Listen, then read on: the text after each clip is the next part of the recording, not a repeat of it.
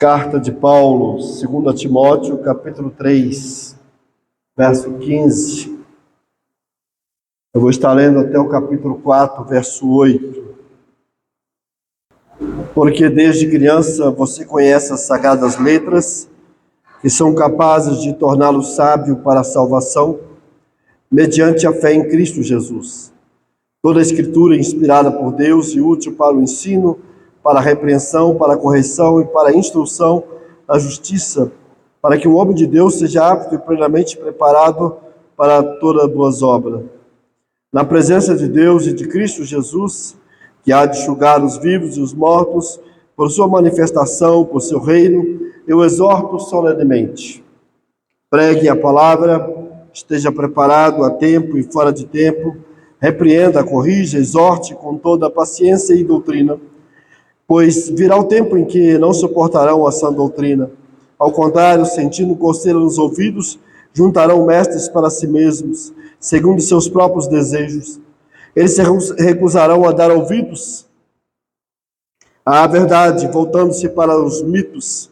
Você, porém, seja moderado em tudo, suporte sofrimento, faça a obra de um evangelista, cumpra plenamente o seu ministério.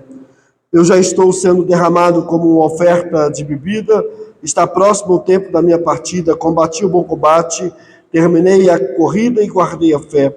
Agora me está reservada a coroa de justiça, que o Senhor justo juiz me dará naquele dia.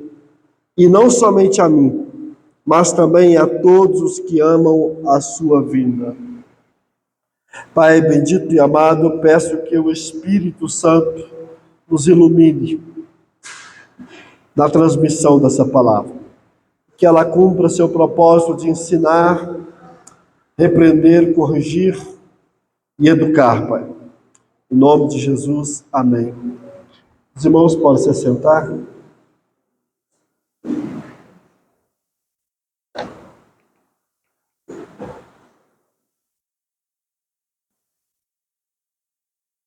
O título hoje é A Bíblia. O título hoje é A Bíblia. Meu objetivo é mostrar que sem a Bíblia não existe cristianismo. Eu disse no sermão de semana passada que existem dois princípios que sustentam o cristianismo. O primeiro princípio é Jesus. Jesus é o princípio fundamental do cristianismo. Se nós tirarmos Jesus, nós destruímos o cristianismo. Paulinho vai dizer na sua primeira carta aos Coríntios, capítulo 3, que não existe outro fundamento. Não adianta colocar outro, só este. Este é o fundamento. O livro de Hebreus foi todo escrito para provar a suficiência de Cristo. Todo o livro de Hebreus foi escrito para colocar o fundamento no lugar certo. Jesus é superior aos anjos, superior a Abraão, superior a Moisés, superior a Arão, superior aos sistemas sacrificiais. Jesus é o que é o centro. Se nós tirarmos Jesus, acabou o cristianismo. Mas existe um segundo princípio que sustenta o cristianismo. Esse princípio nós podemos chamar de o princípio cognitivo do cristianismo, ou o princípio de conhecimento do cristianismo, ou se nós quisermos usar uma palavra difícil da filosofia, princípio epistemológico. Episteme é conhecimento, lógico, estudo, princípio de conhecimento. A grande pergunta que os epistemólogos, ou os estudiosos, sobre como sabemos fazem é a seguinte: como eu sei o que eu sei? Essa é a pergunta. Como eu sei o que eu sei? Bom, no cristianismo essa pergunta é respondida de forma simples. Como eu sei o que eu sei sobre Deus? Sobre Jesus? Sobre o Espírito Santo? Sobre a igreja? Como eu sei o que eu sei? Pelas Sagradas Escrituras. Então ele é o princípio cognitivo, de conhecimento, o princípio epistemológico, por meio do qual sabemos qualquer coisa. Qualquer pessoa que falar, eu acredito em Jesus, ela precisa responder, qual Jesus você acredita? Qual é o Jesus? Por exemplo, eu encontrei certa feita, eu estava dentro do ônibus, eu já era pastor, e naquela época eu usava terno, gravata, e eu estava dentro do busão, indo para o centro. A nossa igreja era exatamente ali no Oswaldo Dantes, o edifício Oswaldo Dantes, bem na Praça 7, e eu estava com a carteirinha no bolso de pastor, e a camisa era branca, e ele percebeu, ele falou: o senhor é religioso? Eu falei: eu sou pastor. E aí ele falou: que bom, eu gosto de Jesus. E ele começou a elogiar Jesus para mim, e as lágrimas desciam dos olhos dele, enquanto ele falava de Jesus. Parecia alguém apaixonado pela pessoa de Jesus. Mas ali, durante a conversa, eu descobri que aquele homem fazia parte de uma seita chamada Teosofia. Deusofia, sabedoria de Deus.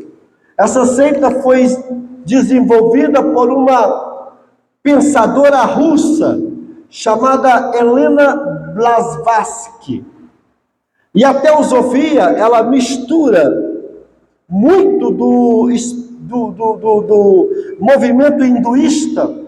A tese da reencarnação, ela é assimilada do hinduísmo e aplicada na teosofia.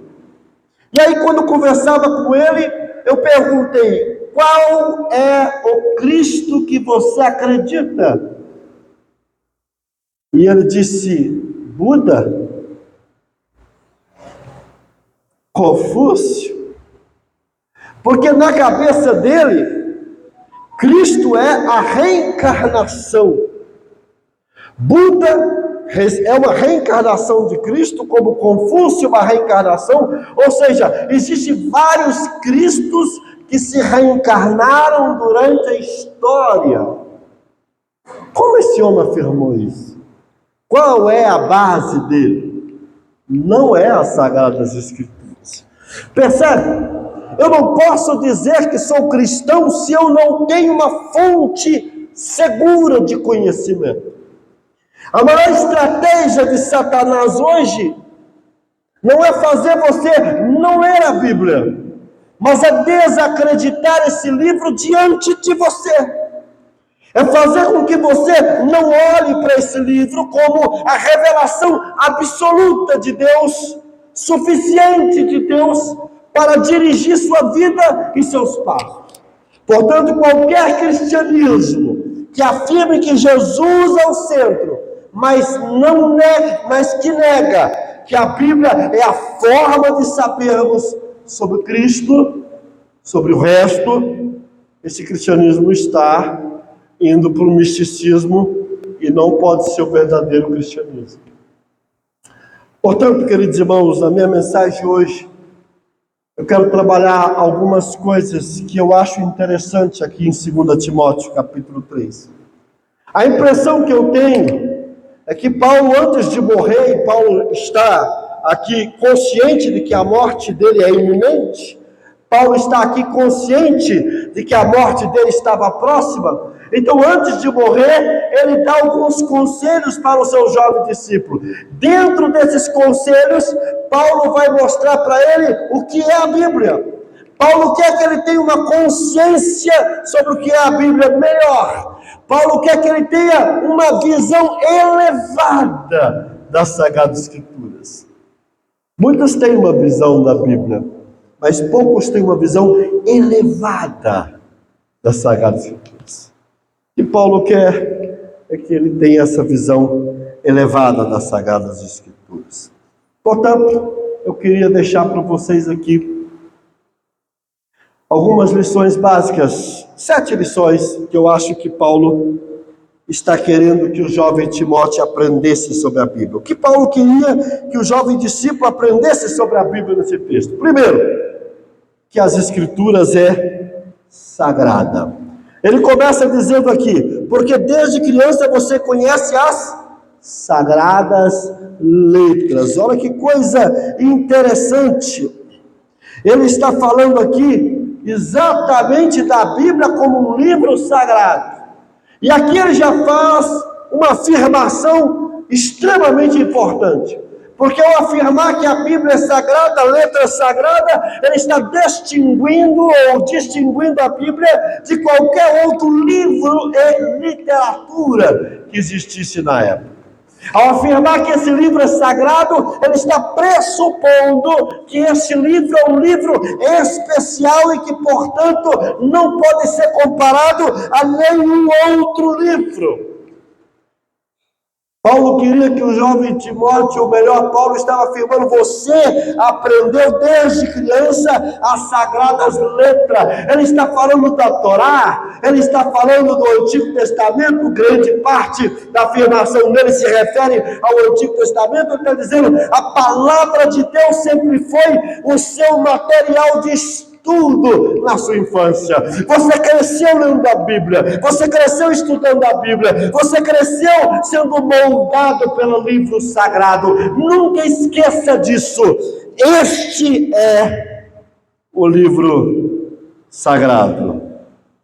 Isso é importante, queridos irmãos, porque muitas das vezes nós estamos tratando a Bíblia como um livro qualquer.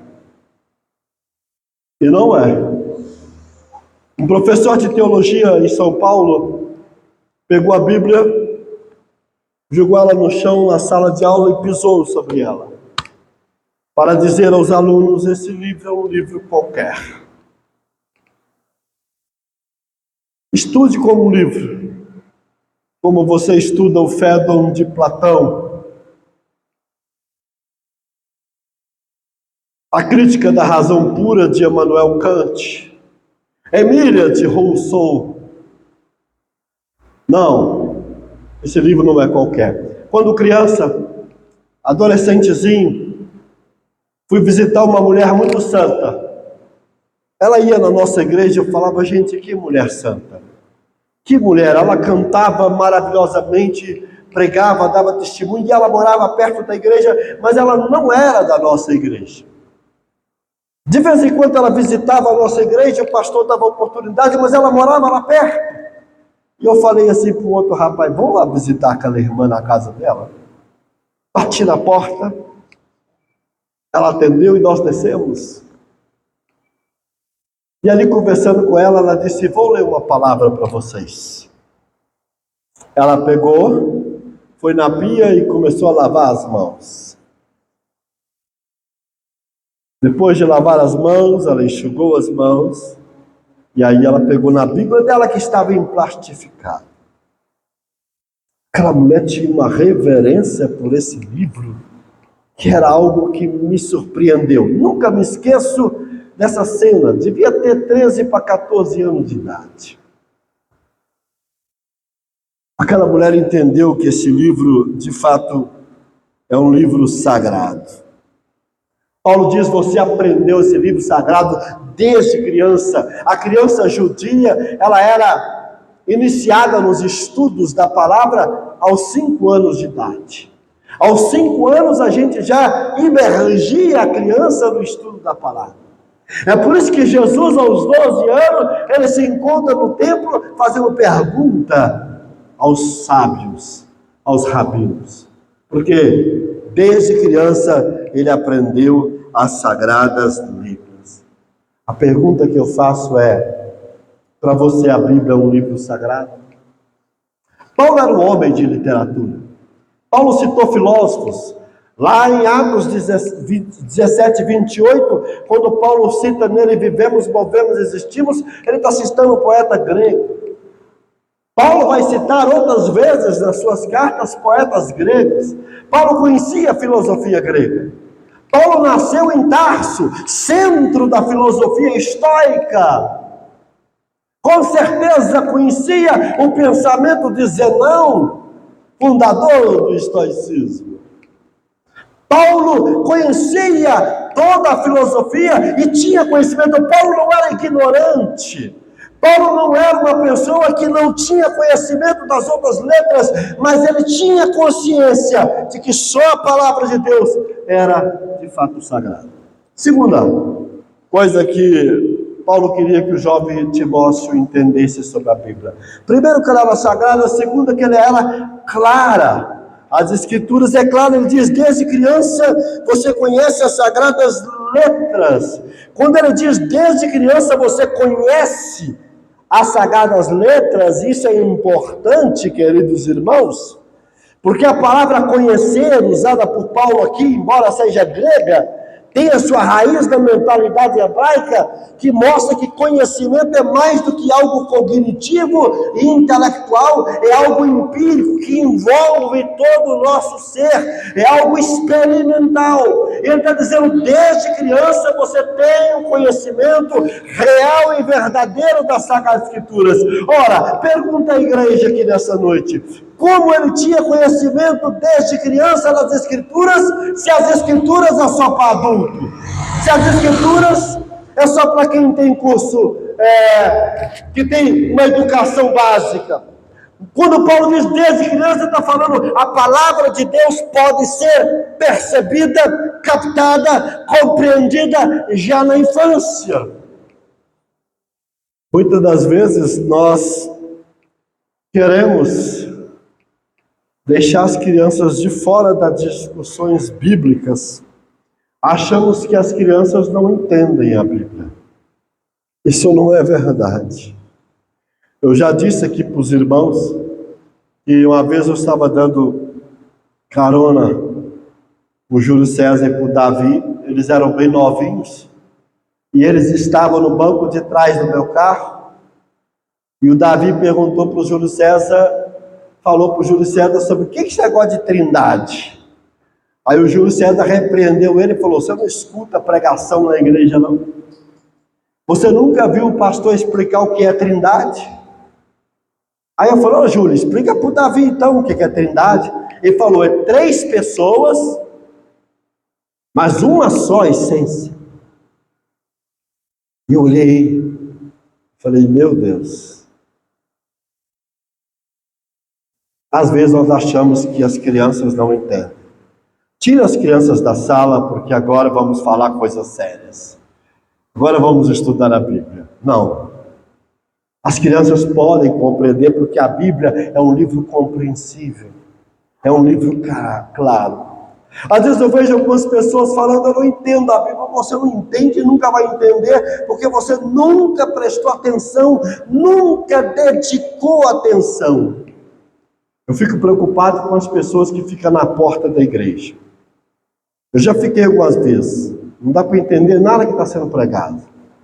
Não dá para a gente concentrar em nada. Não deixa seu filho ficar do seu lado na porta da igreja. Ao fazer isso, você está dizendo para ele, a Bíblia não é importante, a pregação não é importante. Quem está na porta fica devagar. O problema nosso é que a gente não quer concentrar na palavra de Deus. Eu não estou dizendo com isso que não existem coisas difíceis na Bíblia.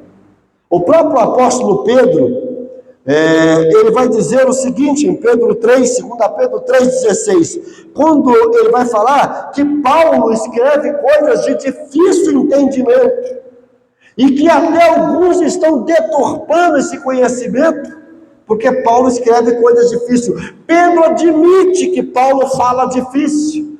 Pedro admite que os escritos de Paulo não são fáceis. E eu posso dizer para os irmãos como teólogo, é difícil. Nenhum texto é mais debatido na academia e dos teólogos do que as cartas de Paulo. Viu, gente? Paulo está no centro de todas as polêmicas teológicas que você imaginar. Existem pessoas que não acreditam que Paulo escreveu todas as cartas. Por exemplo, muitos acreditam que 1, 2 Timóteo e Tito não foi escrita por Paulo. Até hoje se briga sobre qual é a mensagem de Romanos. Uma das maiores brigas teológicas dos últimos tempos é sobre a essência da mensagem de Romanos. E gigantes da teologia brigam por causa... Então eu admito que tem problemas aí. Não é fácil.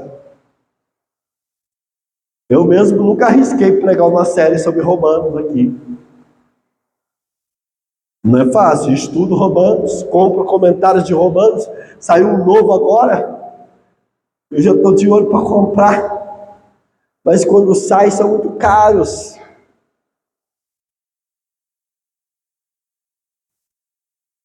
Paulo escreveu coisas difíceis. Existe coisa difícil. Quando Filipe evangelizava o eunuco, ele chega para o eunuco e fala: entendes o que lês?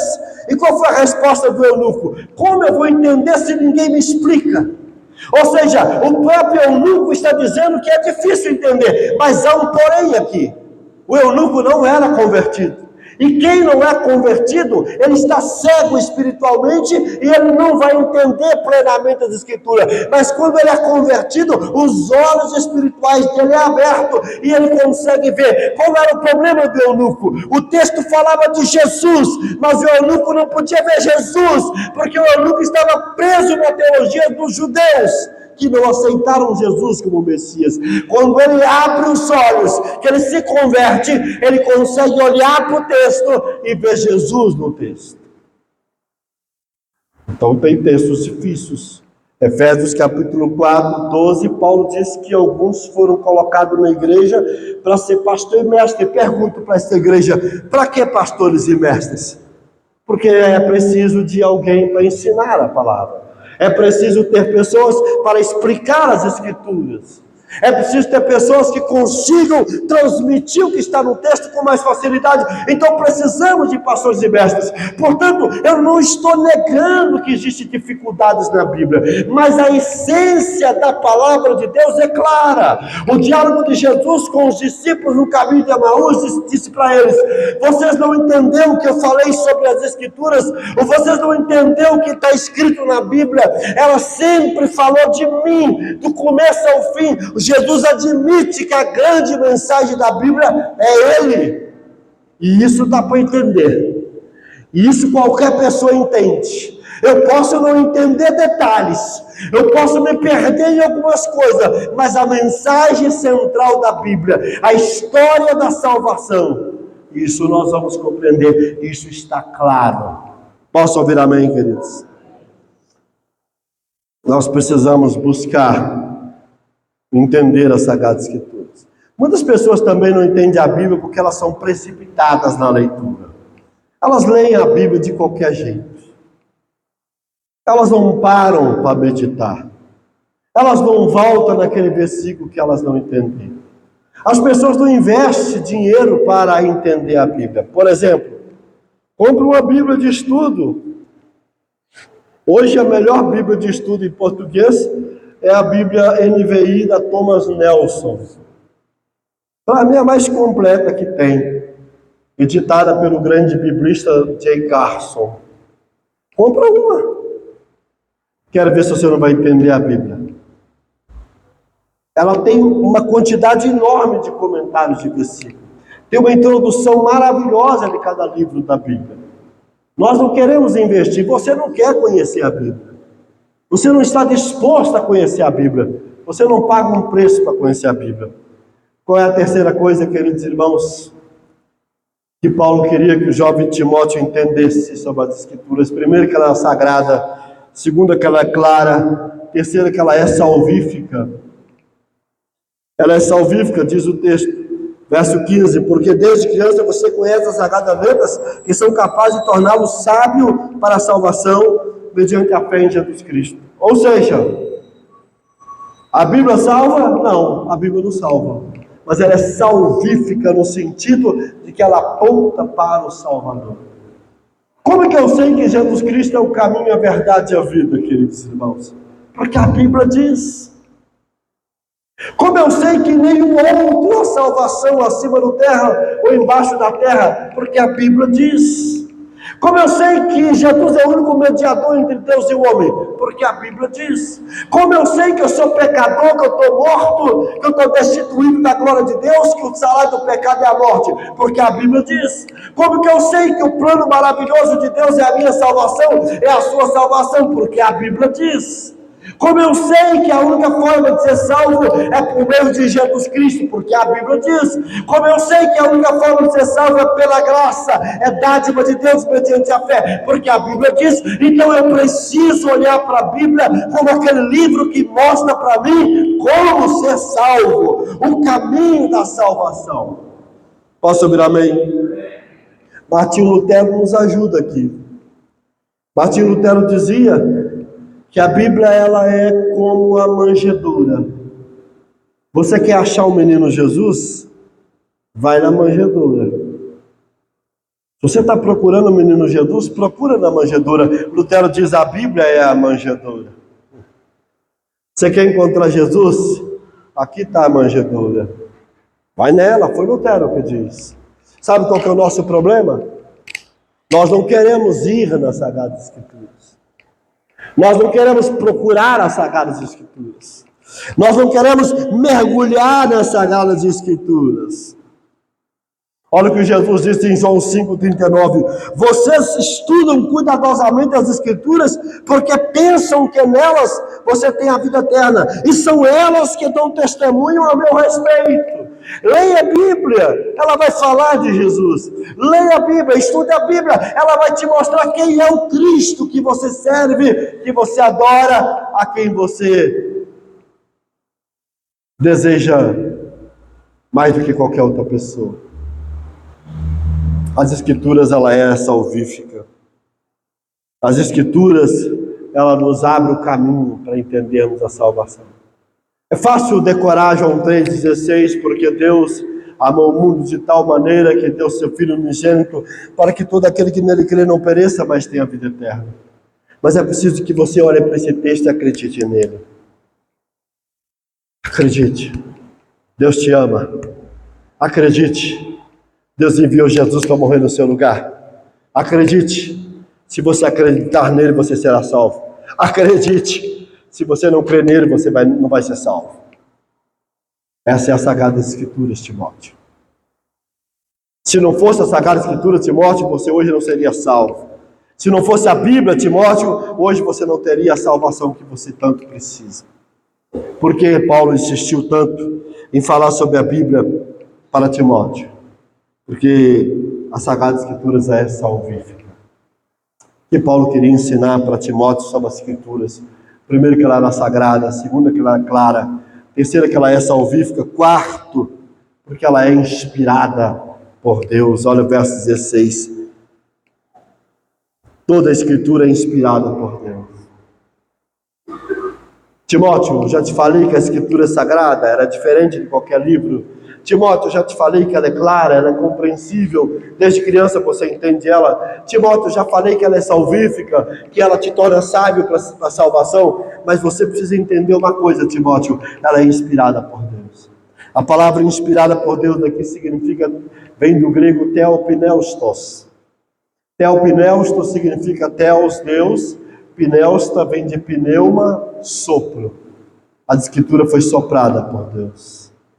Timóteo, as Escrituras foi soprada por Deus. Esse é o sentido etimológico da palavra.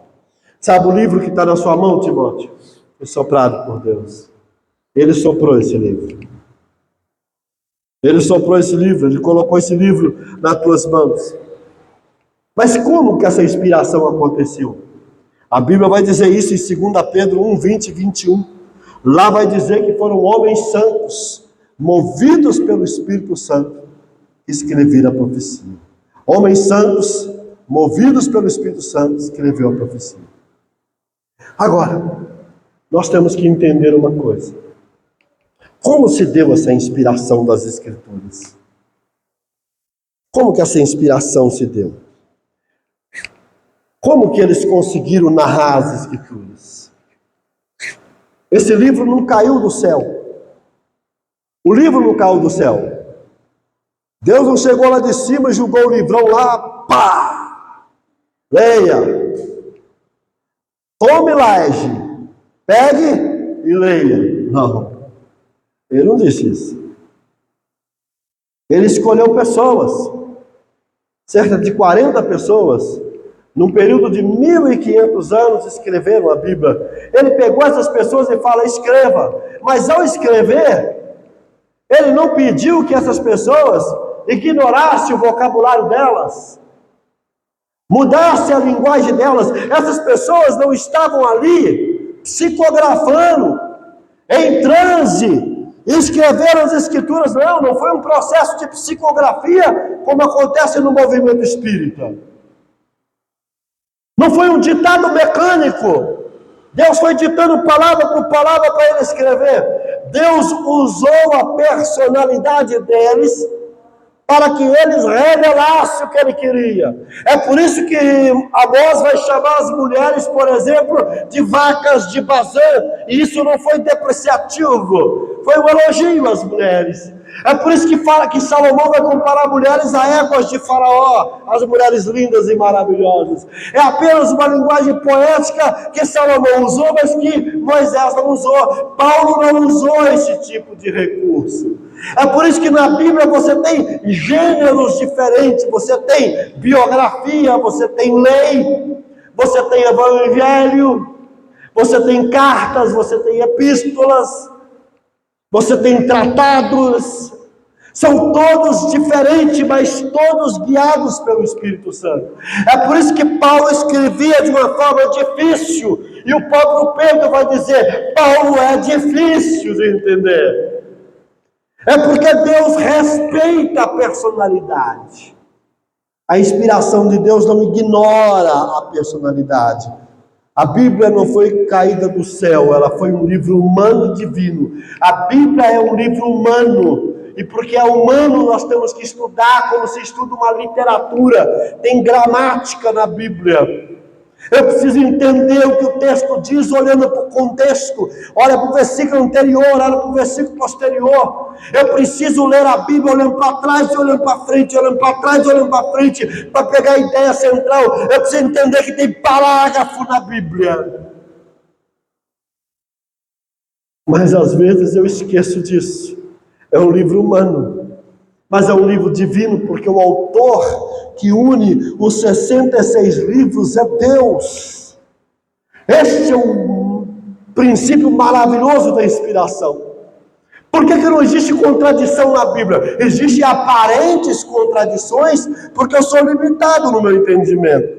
Existem dificuldades na Bíblia, porque eu tenho dificuldade de entender os mistérios de Deus. Mas não existe contradição essencial na Bíblia.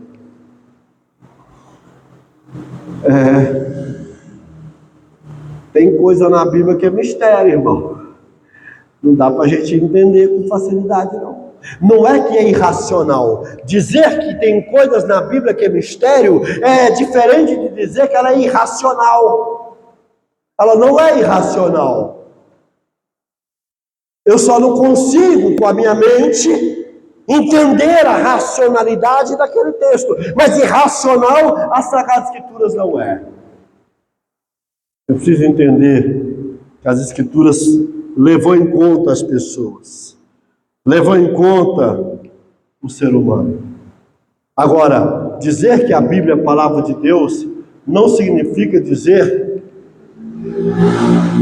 que toda a verdade está na Bíblia. Não. A Bíblia é a verdade. Amém, igreja? Mas nem toda a verdade está na Bíblia. A Bíblia não foi escrita por dentista, ensinando o dentista como ele deve fazer uma cirurgia, um transplante, um implante. Não foi. A Bíblia não foi escrita para dar aula de zoologia, como cuida dos animais. Não é o manual do veterinário.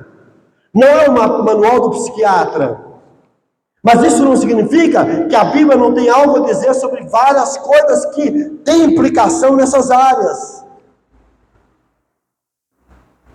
A Bíblia é a verdade, mas não contém toda a verdade. Nós temos que ter essa consciência. Posso ouvir amém? Quinto lugar, Paulo queria que Timóteo, seu filho, entendesse que ela é sagrada, que ela é clara, que ela é salvífica, que ela é inspirada e que ela funciona. A Bíblia funciona, meu filho Timóteo. Às vezes nós não acreditamos que a Bíblia funciona. É isso que está aí, queridos irmãos, no verso 16. Toda a Escritura é inspirada por Deus e útil. Ela tem utilidade. Ela tem funcionalidade. Sabe qual é um dos maiores problemas nossos? Nós não acreditamos na inteligência da Bíblia. Nós ignoramos a inteligência da Bíblia. Nós estamos vivendo uma geração em que as pessoas estão voltando de maneira muito forte para o movimento estoico, que tem muitas coisas boas. Eu li as meditações de Marco Aurélio. Eu li a Arte de Viver, do grande Epiteto. Li textos de Sêneca. A gente aprende muito. E muitos hoje estão preferindo acreditar na inteligência do estoicismo para ser a sua filosofia de vida. Muitos hoje estão preferindo acreditar na inteligência da psicologia para resolver seus conflitos. Mas estamos ignorando a Bíblia. Não estamos dando valor à palavra de Deus. Não estamos trazendo a Bíblia para a nossa vida prática porque achamos que a psicologia é melhor, o estoicismo é melhor. Paulinho está dizendo, confie na inteligência da Bíblia. Ela funciona. Ela funciona para ensinar, diz o texto. Olha aí o que diz, toda a Escritura é inspirada por Deus e útil para ensinar. Ela funciona para o ensino. A palavra aqui é didáskalos no grego, didática. Ela funciona para ensinar o que é certo, para ensinar a verdade.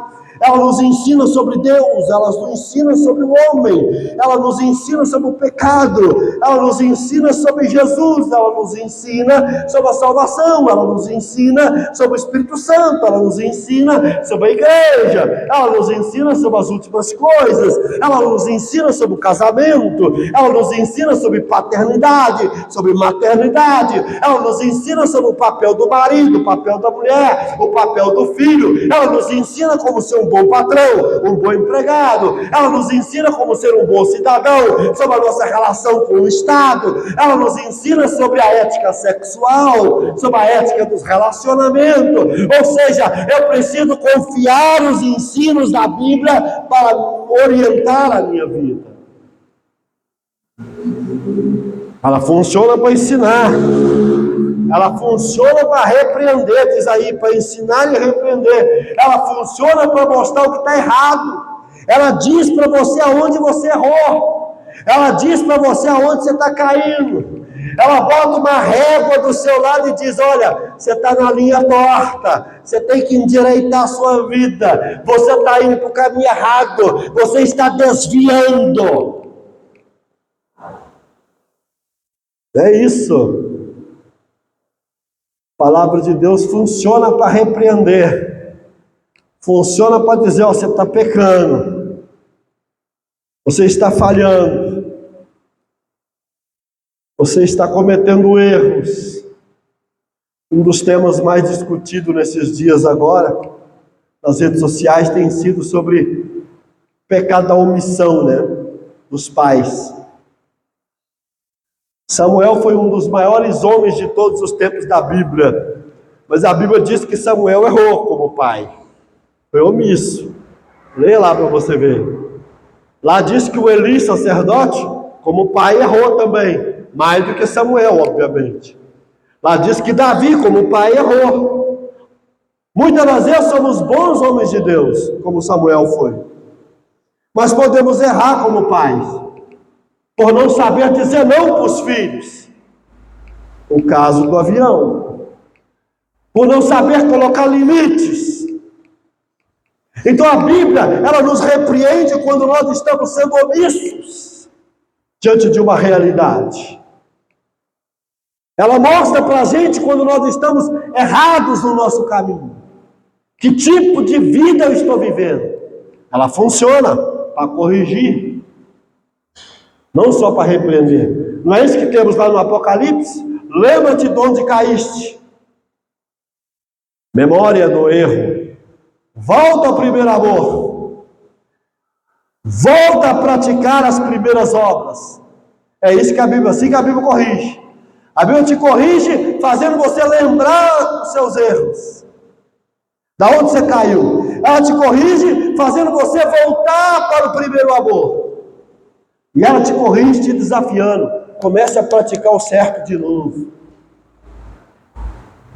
As pessoas que leem a Bíblia com frequência, que estudam a Bíblia com frequência, vai ser corrigido por ela. Mas quem não lê a Bíblia com frequência, quem não dedica-se ao estudo da Bíblia, não vai ser corrigido com frequência. Ela funciona para ensinar, para repreender, para corrigir, e ela funciona para educar. A palavra grega aqui é paideia. Ela nos treina, ela treina a nossa maneira de pensar, ela treina a nossa maneira de sentir, ela treina a nossa maneira de decidir, ela é a nossa paideia, ela vem para nos educar, nos instruir e nos treinar, mas somente quem está exposto, imergido nas Sagradas Escrituras, vai ser educado por ela. O maior treinamento que você pode ter as Escrituras. Deixa a Bíblia moldar a sua maneira de pensar. Deixa a Bíblia moldar a sua maneira de sentir. Deixa a Bíblia moldar a sua maneira de fazer as coisas. Mas ela também funciona para capacitar. Olha o verso 17. Para que o homem de Deus seja apto. Para que o homem de Deus seja apto. A palavra aqui é artios. Que o homem de Deus seja provido de recursos. Que o homem de Deus seja provido de material para trabalhar. Aqui diz duas coisas, né? Ele deve ser apto e plenamente preparado. Aptos e plenamente preparado. A palavra de Deus funciona para nos preparar para o trabalho do Senhor. O maior treinamento que o crente precisa é conhecimento da Bíblia. Conhecimento da palavra de Deus. Quando você estuda Efésios capítulo 4, você vai perceber que os 5 ministérios apresentados por Paulo lá, apóstolo, evangelista, apóstolos, profetas, evangelistas, pastores e mestres. Todos esses 5 têm uma característica comum entre os 5. Qual que é? Todos eles estão relacionados à palavra. O apóstolo usa a palavra. O profeta usa a palavra. O evangelista usa a palavra. O pastor usa a palavra. O mestre usa a palavra. Qual que é o treinamento do apóstolo, do profeta, do evangelista, do pastor e mestre? A palavra. O maior treinamento que o crente precisa é uma imersão profunda nas Sagradas Escrituras. Nós temos que olhar para a Bíblia, queridos irmãos, como nosso manual de fé, como nossa única regra de fé e prática. Aquele que está imbuído das Escrituras. O que diz Paulinho em Colossenses capítulo 3, verso 16? Habite ricamente em vós a palavra de Cristo. O que significa isso? Que a palavra de Cristo seja um morador na sua casa interior. Que a palavra de Deus seja um morador dentro de você, que ela habite, que ela tome conta. Você já imaginou isso? Spurgeon dizia que John Bunyan, ele era tão cheio das Escrituras, que se você furasse o sangue dele ia começar a ficar biblino. Uma mistura de sangue saindo com Bíblia. O sangue ia ficar biblino. Será que se furar seu sangue vai ficar biblino? Queridos irmãos, em sexto lugar, Paulinho queria que o discípulo Timóteo aprendesse sobre a Bíblia, que ela era sagrada, que ela era clara, que ela era salvífica, que ela era inspirada, que ela funciona, mas também que ela tem que ser pregada. Verso 4, 1 a 8. Ela precisa ser pregada. Vou ler o 1 e o 2 só aqui no capítulo 4. Na presença de Deus e de Cristo Jesus, que há de julgar os vivos e os mortos, por sua manifestação, por seu reino, eu exorto solenemente, pregue a palavra e seja preparado, tempo e fora de tempo, repreenda, corrige, exorte com toda paciência e doutrina. Pergunto aos queridos irmãos, você tem pregado a palavra de Deus? Paulo nos dá 4 características da pregação aqui no verso 2. Primeiro, a pregação precisa ser urgente. Pregue tempo e fora de tempo. A pregação tem que ser urgente.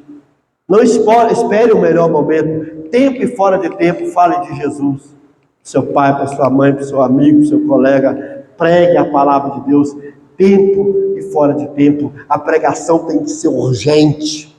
Amados irmãos, no mundo que nós estamos vivendo hoje, há uma carência de pregação bíblica verdadeira. As pessoas estão pregando filosofias. Segundo, a pregação, ela precisa ser objetiva, diz o verso 2. Prega a palavra, esteja preparado tempo e fora de tempo. Por que ela tem que ser objetiva? Aplicando a realidade das pessoas, repreenda. Prega a palavra de Deus, mostrando aonde as pessoas estão erradas. O que mais? Corrija, prega a palavra de Deus, mostrando às pessoas como elas têm que viver, como elas devem viver, como elas devem agir. Terceiro, prega a palavra de Deus, exortando, desafiando elas a tomar posição, a uma atitude. A pregação tem que ser urgente, mas ela tem que ser objetiva. Às vezes nós pregamos de maneira genérica, e às vezes nós temos que pregar de maneira objetiva para as pessoas, repreendendo elas, corrigindo elas e exortamos elas. Nós não gostamos desses termos. Um pastor que há 10 e quase 12 anos atrás ia fundar uma igreja, ele me pediu um versículo para estar como versículo principal da igreja dele. Eu citei um, e no versículo apareceu a palavra exortação. Ele falou: esse versículo não serve. Por quê? Porque aparece a palavra exortação. O pastor estava com medo de usar o versículo por causa da palavra exortação. Nós não podemos ter medo de usar o que está na Bíblia. Se a Bíblia fala que é para exortar, tem que exortar. O versículo-chave dessa igreja é Esdras 7:10. Estudar, viver e ensinar. Não tem outra coisa para você fazer na vida a não ser isso. Nós temos que citar a palavra e não ficar preocupado com o que está escrito ali. Deixa que Deus se preocupa com isso. Queridos irmãos, nós temos que pregar a palavra com paciência. Primeiro com urgência, segundo com objetividade, terceiro com paciência, verso 4:2 ainda. Corrija, exorte com toda paciência. Tem que ter paciência para pregar a palavra de Deus. Porque às vezes a palavra de Deus vai cair no terreno, na beira do caminho. Às vezes vai cair no solo rochoso. Às vezes vai cair no meio dos espinhos. E só às vezes vai cair no solo fértil. Nem sempre a pregação vai cair no solo fértil. Ela pode cair no chão pisado, onde as aves, onde o diabo rouba. Pode cair no solo rochoso, onde há um entusiasmo inicial, mas logo aquela pessoa morre porque não tem água, não tem vida. Ela pode cair nos espinhos. A pessoa quer seguir Jesus, mas as amizades, os relacionamentos não impedem ela. Mas elas podem cair no solo fértil. Prega a palavra com paciência. Deixa o crescimento para Deus. Paulo diz: eu prego, Apolo regra, mas quem dá o crescimento é Deus. Quarto lugar, prega a palavra com inteligência. Ele diz: com paciência e doutrina. Doutrina pressupõe inteligência, argumentar com o texto bíblico, usar a lógica para ensinar a Bíblia, usar os argumentos para explicar a Bíblia. Pregue com inteligência, não seja burro na pregação. Pastores hoje não querem pregar com inteligência. Pastores hoje têm medo de pregar doutrinariamente. A maior carência da igreja atual é de pregações doutrinárias, porque o povo está perdido. Se nós olharmos o contexto aqui, nós vamos ver que a maior necessidade da época de Paulo era pregações doutrinárias. Deixa eu ler o restante aqui. Verso 3. Pois verá tempo em que não suportarão a sã doutrina. Ao contrário, sentindo conselho nos ouvidos, juntarão mestres para si mesmos, seguindo seus próprios desejos. Eles se recusarão a dar ouvidos à verdade, voltando-se para mitos. Paulo está dizendo: pregue a doutrina verdadeira, porque a falsa está por aí. Pregue a doutrina certa, porque a errada está por aí. Mas os pastores não querem pregar a doutrina. Esses dias eu vi alguém falando nas redes sociais, um pregador falando sobre a idolatria da doutrina. Eu fiquei ouvindo ele e falei, o que ele quer falar com isso, meu Deus? Uma coisa é dizer que nós não podemos idolatrar nosso pensamento, concordo. Mas a doutrina, parte do pressuposto que a doutrina é a síntese do que a Bíblia diz no seu todo sobre qualquer assunto. Se a doutrina é a síntese do que a Bíblia diz sobre qualquer assunto, então eu posso levar a sério isso. Isso não é idolatria. Idolatria é fazer das minhas opiniões a única verdade. Mas o que a Bíblia diz, ela diz. Por exemplo, eu sou calvinista, todo mundo sabe. Mas eu nunca fiquei na igreja defendendo o calvinismo como uma bandeira, porque eu sei que tem pessoas que são de vertentes arminianas. E eu respeito as opiniões dela. Mas aquilo que está claro na Bíblia, eu não vou deixar de falar. Não vou deixar de ensinar. Queridos irmãos, nós temos que pregar a palavra. Quando nós pregamos para o não crente, nosso apelo é arrepende-se. Quando nós pregamos para o crente, nosso apelo é viva, coerente com o que a Bíblia diz. Último lugar. Eu fiquei com dificuldade de definir meu título do meu tópico aqui no último lugar, mas eu vou dar o seguinte título. Paulo queria que Timóteo entendesse que as Escrituras precisavam ser encarnada na sua vida, tornado carne e realidade. É isso que eu vejo a partir do verso 6, quando Paulo diz: eu estou sendo derramado como oferta de bebida, está próximo o tempo da minha partida. Paulo está dizendo assim: olha, a minha vida é uma oferta pelos gentios. A minha vida é uma oferta pela igreja. Paulinho vai dizer isso em Colossenses.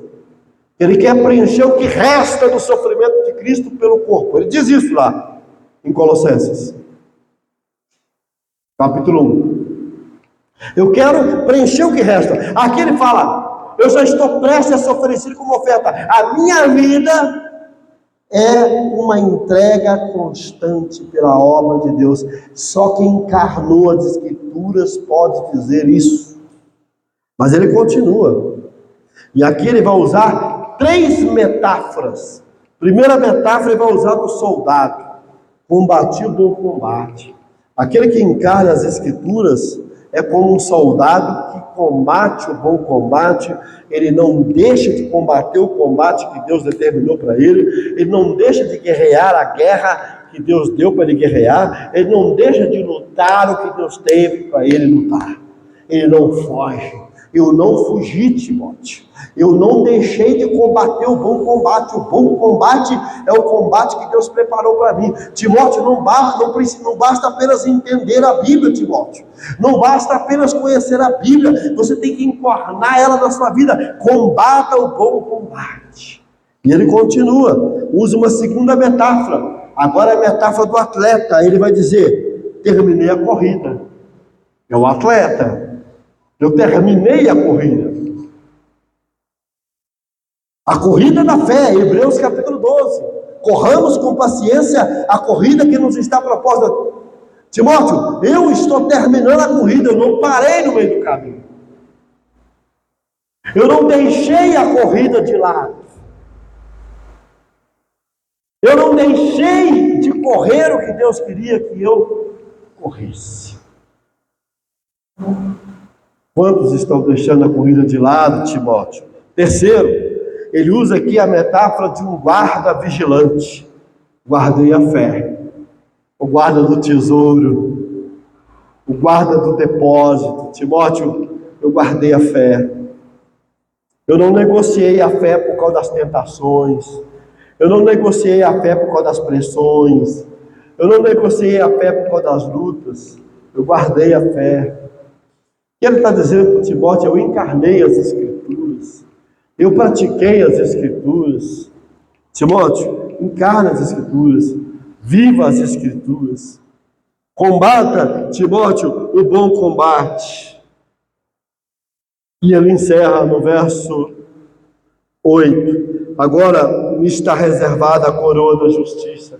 Aquele que guarda a palavra, combate o bom combate e termina a carreira, ele só tem uma palavra a dizer: agora me resta a coroa da justiça.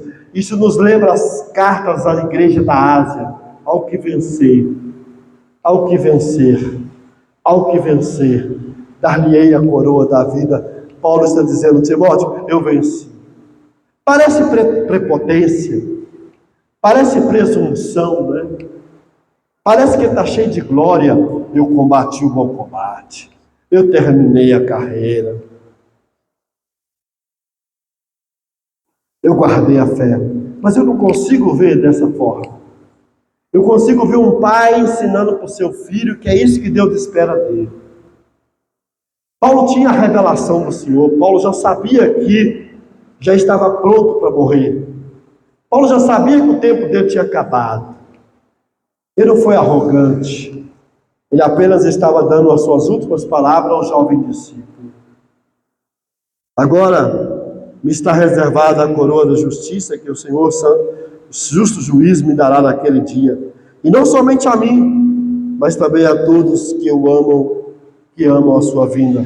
Eu diria que ele estava dizendo aqui o seguinte: a todos que perseveraram até o fim. Quem perseverar até o fim, também vai receber a coroa. É isso que está lá nas cartas das 7 igrejas da Ásia. Hoje, no dia da Bíblia, eu deixo essa reflexão para você.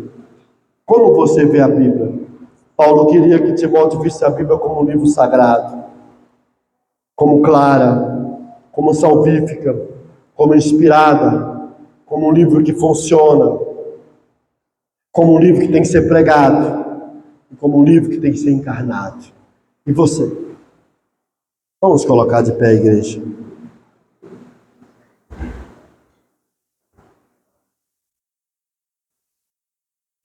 Fecha teus olhos.